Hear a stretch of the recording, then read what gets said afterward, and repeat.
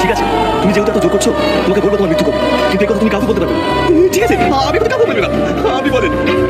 শোনো তাহলে, তোমার মৃত্যু সেদিন লেখা আছে, যখন তুমি বিয়ে করে বাসর ঘরে প্রবেশ করতে যাবে, তখনই পড়ে গিয়ে তোমার মৃত্যু হবে।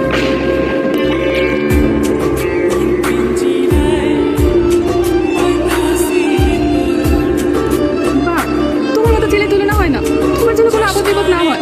উপরওয়ালা যেন তোমার নির্বুঝিবি করো। আসি মধু, চলো।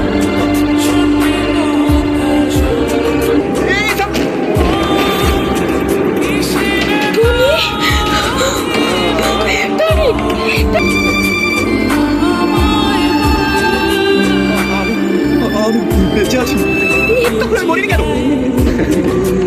এটা তো কর্মের ফল। মানে একটু আগে যে একটু মার ছেলেকে তুমি পেট পুরে খাইয়েছো, তারপর যে মা দোয়াটা করেছে না, দোয়াটা আল্লাহ তাআলার কাছে কবুল হয়ে গেছে, তার জন্য তোমার আয়ু বৃদ্ধি পেয়েছে, এর জন্য তোমার মৃত্যু।